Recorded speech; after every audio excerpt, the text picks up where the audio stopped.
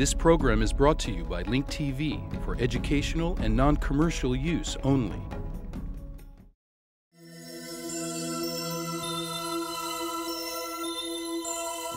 Mosaic, a daily news program from Link TV, presents a selection of news reports from independent and state-controlled broadcasters from throughout the Middle East.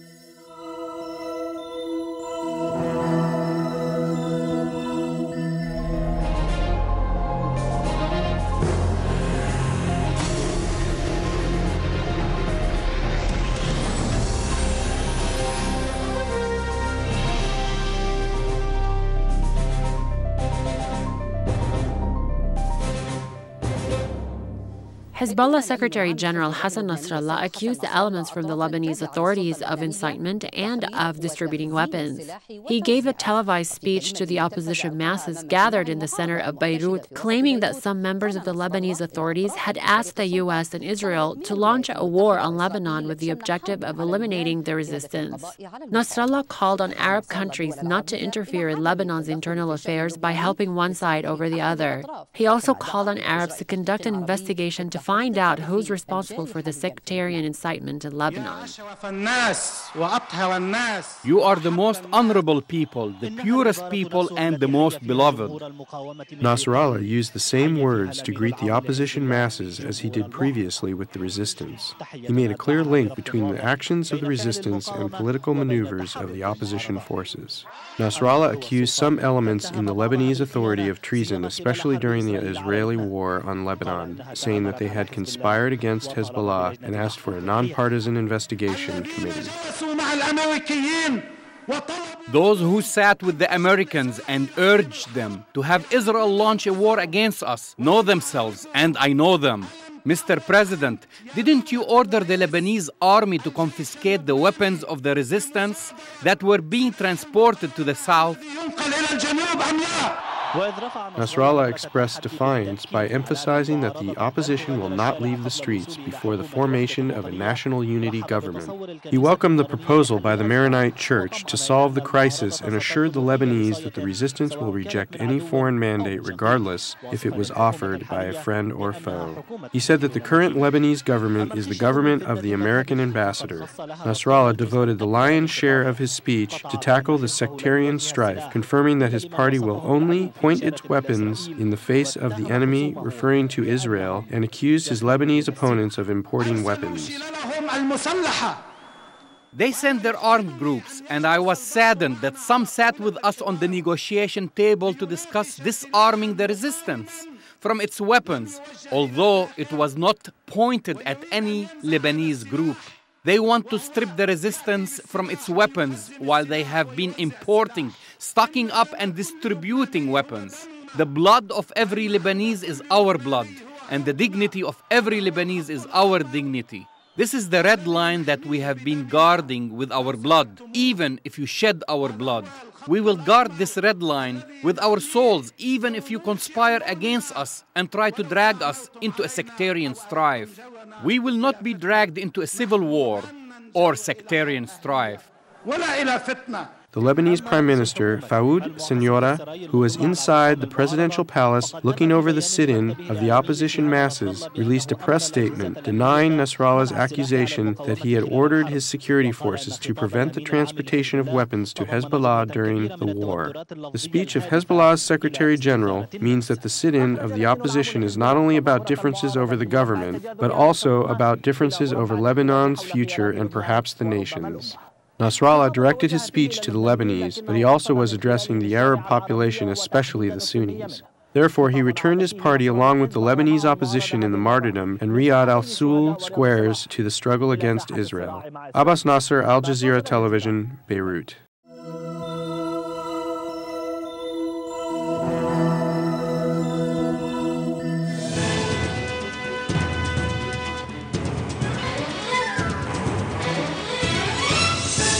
Dear audience, we now listen to Nasrallah's speech, broadcasted directly on air from Beirut. Hezbollah's Secretary General talked to crowds of people demanding the formation of a national unity government.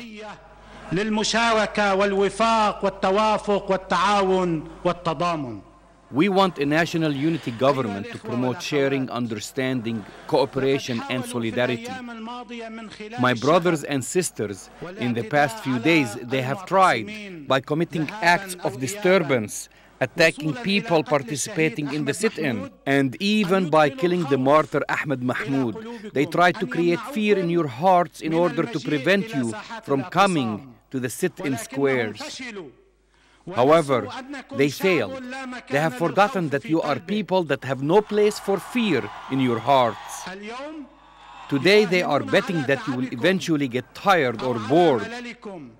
They don't know that you are people that don't get tired or bored.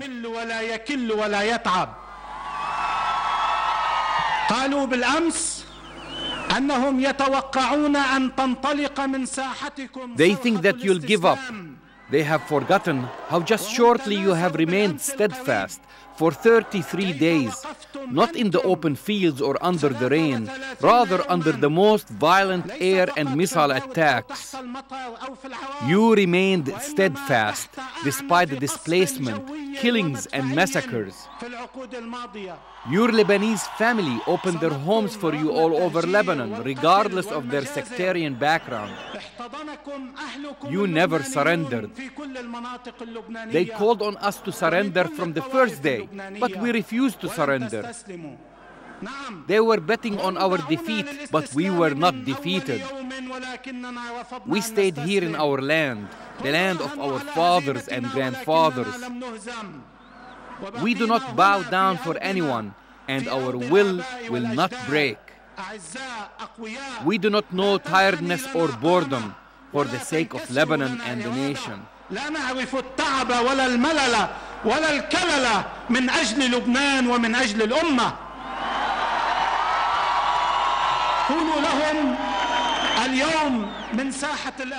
Tell them today from the sit-in squares. Tell them tomorrow from the Friday prayers. Tell them every night. Tell them on Sunday in the large gathering. Tell them after Sunday that those who are betting that we will give up, they are delusional, delusional, delusional.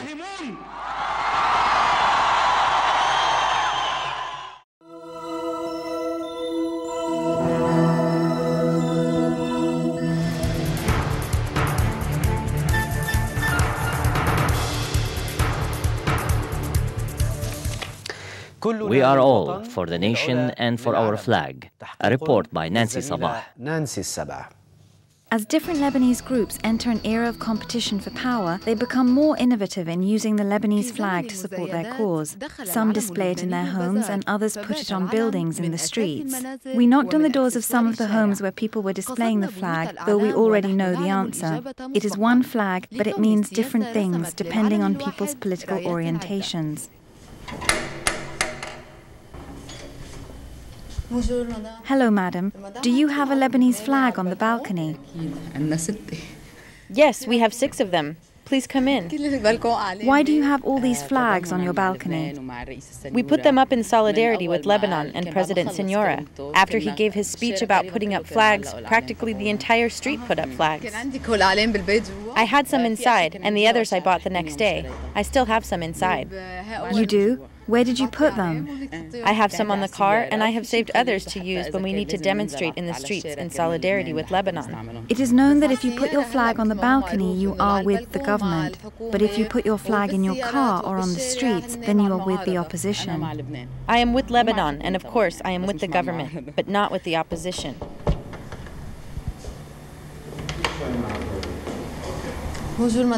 Hello, madam. How are you?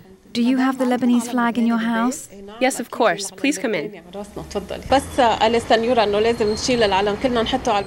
Immediately after Prime Minister Signora said that we could take our flags and put them out on the balcony, we went out and hung the flags all over the entire balcony to support Signora. This government has been very good. For how long will these flags be hung here? God willing, until Signora achieves his goals and until the government gets its act together. God willing, because Lebanon is for everyone and not just for one group. So if things go okay and this crisis ends on good terms, will you remove the flags and take them inside? No, we must keep them outside. Based on principle, we must keep them outside because we feel that our country is slipping through our fingers and that foreign actors are coming to take it for themselves.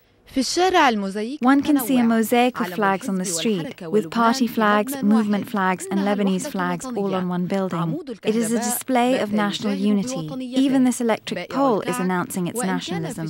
This bread vendor decided to hang the flag on his cart as a shield when citizens' loyalties are put to the test. This building, which is still under construction, declares where its loyalty lies. The flag represents Fuad al-Signora and Saad al-Din al-Hariri.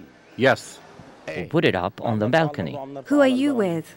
With the Prime Minister's government, of course. The flag is with Saad al-Hariri. We are with Saad al-Hariri and Nasrallah. You are with both? God willing, may God bring them together. We are in solidarity with both of them. They should take care of us already. We want to live. For how long will we be in this situation? This belongs to one group and that belongs to another group. The flag is one, whether on the street or wherever. The Lebanese flag is one and the country is one, right? In every place there is only one flag. There cannot be two flags. I haven't put up a flag because it has been transformed into sectarian divisions. But I'm loyal to my nation. I love my country. May God make things right. The Lebanese flag was deprived of stardom during the World Cup Games. However, its stardom has returned in the game of politics. Each player in this game dreams that his flag wins. The political identity of the Lebanese flag depends on where it is displayed, in the street or on the balcony. Therefore, the displaying of flags phenomena has become a dividing factor rather than a unifying symbol. Each side has been singing to its own tune. Nancy Sabah, New TV.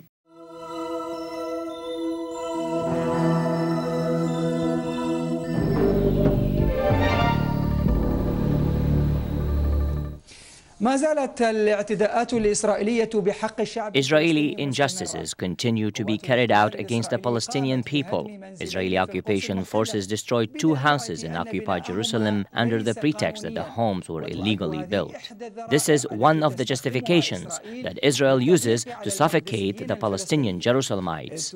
Reports indicate that more than 100 houses are demolished every year. The dream of the Jerusalemite family Ghadir Ajram ended with the image of their new home being transformed into rubble after Israeli authorities had destroyed it. The demolition did not take longer than 1 hour, which was not enough time for the family to remove all their belongings from inside. All the appeals made by the head of the household did not succeed in stopping the bulldozers from destroying their home. They needed to get a court order from Central Court in Jerusalem to stop the demolition. But the police and the municipality would not follow that order until they obtained the original copy. By that time, most of the machinery had destroyed nearly the entire home. The family was also forced to pay a large sum of money, exceeding $10,000, in order to obtain the court order, which ended up being violated. I brought a copy to the head person and the municipality, and I showed it to them. The lawyer said, "You must bring us the original, and then we will stop the demolition." So I told them, "Okay, stop for now while I bring the original order. It will take 15 minutes. Then they accused us of forging the order. During this time, they sped up the demolition as much as possible and began destroying our home. The justification that is often used by the Israeli authorities to demolish homes in Arab neighborhoods in Jerusalem and most areas under their control is the lack of official documentation, or what are known as permits, which must be obtained from the municipality and building department before construction. And this is where the heart of the problem lies. Most of the time, the authorities say that the piece of land being considered will be used for public projects, or that it is not suitable for construction. Thus, people who have few options left are forced to build illegally. The process of obtaining a permit is very difficult. It is very expensive. Most of the areas in East Jerusalem are deemed either not suitable for living or are green zones. They will find a million excuses to prohibit building inside these areas. Thus, people are forced to build without permits.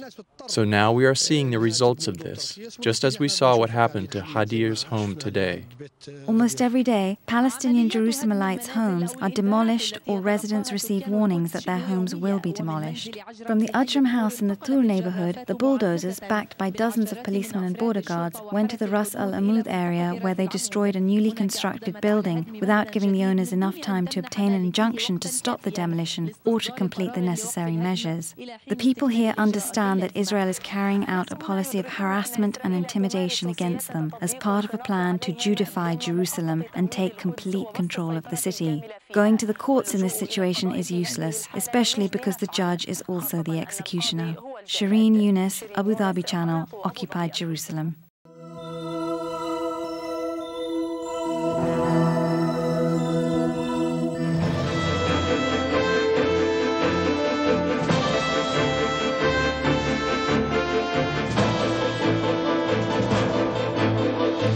In yet another violation of the fragile ceasefire between Israel and the Palestinians, terrorists fired a Qassam rocket today, which landed in the southern Negev but caused no injuries or damage. And meanwhile, Palestinian Authority Prime Minister Ismail Haniyeh continues to rail against Israel during his tour of Muslim countries. In Iran today, Haniyeh vowed that his Hamas-led government will never recognize the Jewish state and will continue to fight for what he called the liberation of Jerusalem. Haniyeh arrived in Tehran yesterday for talks with Iranian leaders, including hardline President Mahmoud Ahmadinejad. The PA Prime Minister thanked Iran for the $120 million it's given to Palestinians this year, despite the international financial boycott of the Hamas-led government. And meanwhile, tens of thousands of Hamas supporters rallied in Gaza in support of the group. Demonstrators marched to the Jabalia refugee camp 2 weeks after the Gaza truce took effect. And meanwhile, local witnesses say IDF troops shot and moderately wounded 2 Palestinians in northern Gaza, not far from the border with Israel. The army says soldiers fired warning shots at Palestinians who approached the border fence, but that no one was injured. Prime Minister Ehud Olmert this week strongly defended the tenuous ceasefire with the Palestinians, also saying that, contrary to media reports, he and Defense Minister Amir Peretz are in complete accord on matters of Israel's security needs. Deputy Defense Minister Ephraim Snei told IBA's Leah Zinder that, despite frequent Palestinian violations, the ceasefire is in Israel's best interest. The Minister of Defense was against it. We are not enthusiastic to disrupt the ceasefire, but we think that there is a minimal threshold of action which, beyond it, we have to act. But the decision of the cabinet is to strictly maintain on our part the ceasefire, and that's what will be done. But what in fact can the army do that it has not already tried to do against the Qassam rockets and failed? That's exactly the point. We all know that military measures alone, though they are necessary, though they are indispensable, are not enough to uproot totally the terror in Gaza in general and this phenomenon of rockets in particular.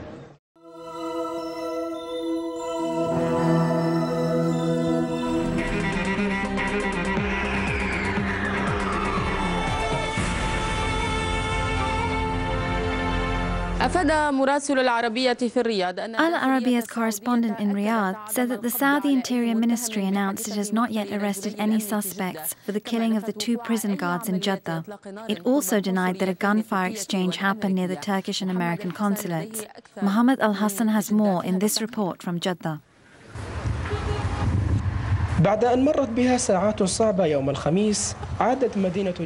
Hours after the violent incident on Thursday, things returned to normal in the city of Jeddah, with the exception of 2 tents that were set up to hold funeral processions for the 2 dead guards of Al Ruwais prison. They were killed by unidentified gunmen while on duty Thursday evening. Meanwhile, the Saudi Interior Ministry announced that 2 suspects in a different area were arrested this morning. It said, however, that it has not yet arrested anyone in connection with the killing of the 2 Ruwais prison guards. It also denied that an exchange of gunfire took place near the American and Turkish consulates. Two men got out of the car at the same time. The police were trying to catch them. Where did the police pursue the men? There, near the pharmacy. Yes, near the pharmacy. What about the third man?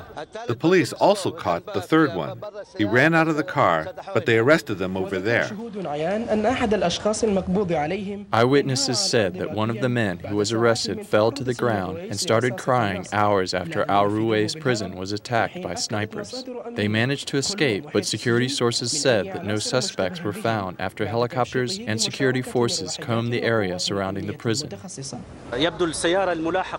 The car that was pursued near the American consulate was parked here, in my parking lot. 4 people came out of the car. 1 escaped, and 3 were arrested. They surrendered. It didn't look like they had weapons on them. In the past 2 years, Jeddah has witnessed violent clashes with gunmen of different affiliations who have killed and wounded police officers. In addition, some gunmen affiliated with Al-Qaeda were either killed or arrested. Mohammed Al-Hassan, Al-Arabiya, Jeddah. محمد الحسن العربية جدة.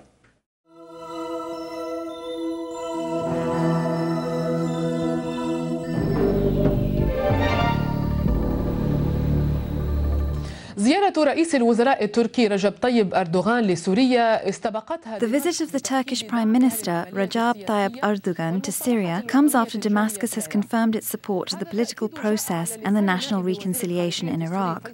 The Syrian Deputy Foreign Minister Faisal al-Muqdad stressed the importance of the American and foreign forces withdrawing from Iraq, saying that this will improve international peace and security. The Turkish guest, however, said that the solution to the problem in Iraq has regional consequences and thus the region must participate in solving it.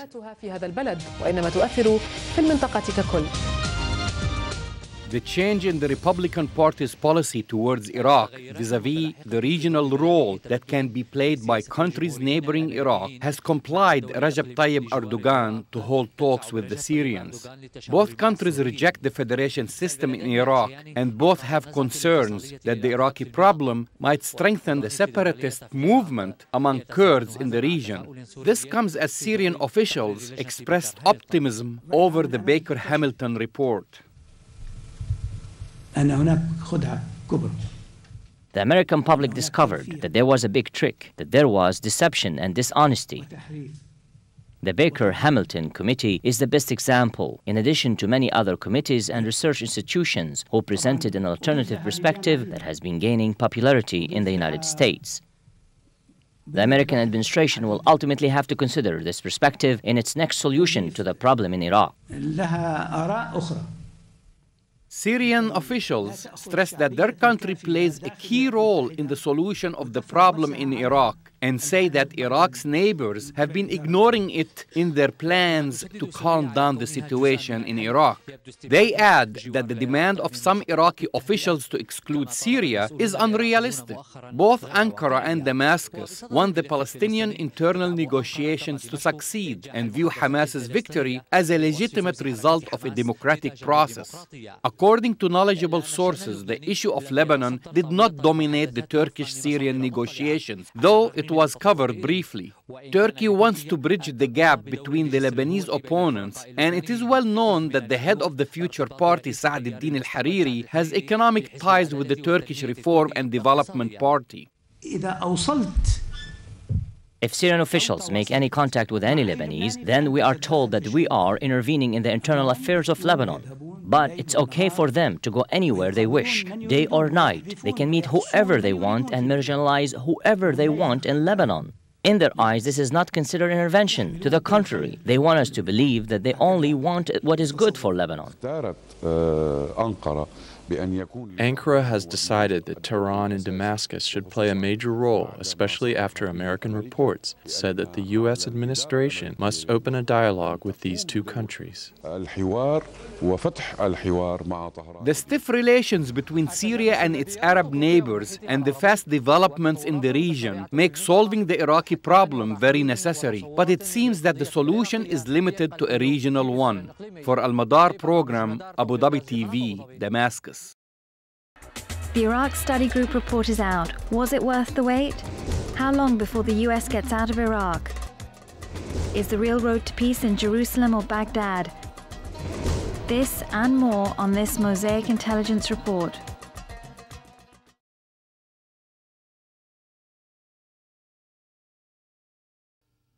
Grave and deteriorating. This is what the long-anticipated Iraq Study Group report predictably calls the situation in Iraq. It also recommends a different approach from the American president's current policy, most notably the withdrawal of the majority of U.S. combat troops by early 2008. The report deals widely with different areas of U.S. policy, domestic issues such as budget and funding processes, military issues including when to begin bringing U.S. troops out of Iraq and how to integrate more of them into Iraqi army units, the political issues around nurturing an effective and unified Iraqi government, and diplomatic issues including calling for direct talks with Syria and Iran. This report gives a very tough assessment of the situation in Iraq. It is a report that brings some really very interesting proposals. In my opinion, there are two central and not so new points. The first one, and most obvious, is that President Bush's policy of stay the course is an utter failure. And the second one is that the Palestinian-Israeli conflict is a central issue, and one of the reasons that Tony Blair arrived in Washington only 24 hours after the release of the report. Did the panel co-chaired by former Democratic Representative Lee Hamilton and former Secretary of State James Baker produce any radical results or reach new conclusions about the situation in Iraq? Absolutely not. So why has it drawn all this attention and garnered 9 months of anticipation for something stating the obvious? And why did it take 3 years, almost 3,000 American lives, and more than 100,000 Iraqi deaths to reach this conclusion? It sought to put the Democrats in a situation where they can't but endorse Bush's Iraq policy over the next 2 years, preventing a major divide during the 2008 campaign for the White House. Another purpose behind the Iraq Study Group is to counter American people's doubts and build a new consensus behind a strategy of staying in Iraq for as long as the American president wants. That is to say, if things go wrong, it will be the American people's fault for not trusting their leaders. Although welcoming the report, many Arab analysts and politicians are cautious about having their countries dragged into the Iraqi quagmire.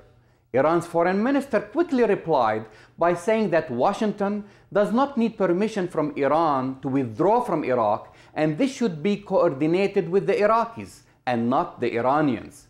Meanwhile, the Syrians were more critical of the report and used it as proof of the U.S. failure in the Middle East.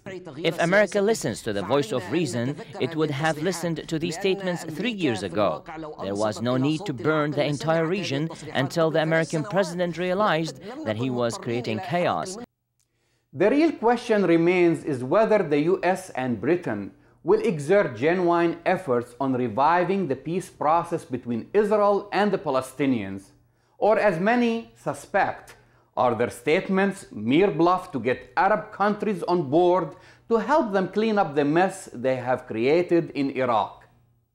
I believe that the road to Baghdad is through Jerusalem, and only by resolving the Palestinian-Israeli conflict will the administration receive the support it needs from Arab countries for a way out of Iraq. I'm Jamal Dajani for the Mosaic Intelligence Report. To learn more about this program or share your thoughts, visit us at linktv.org/mosaic.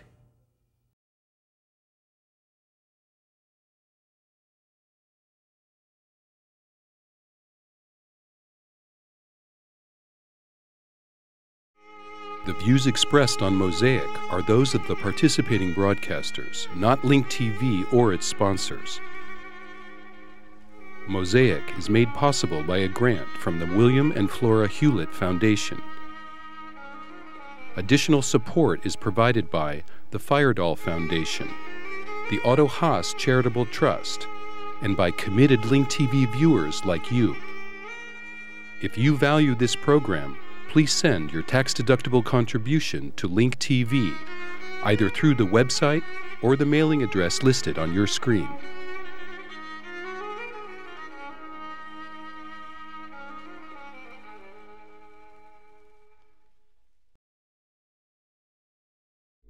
This program was brought to you by Link TV for educational and non-commercial use only. Link TV is the only U.S. television network devoted to global and national news, with uncompromising documentaries and diverse cultural programs. Programs which connect you to the world.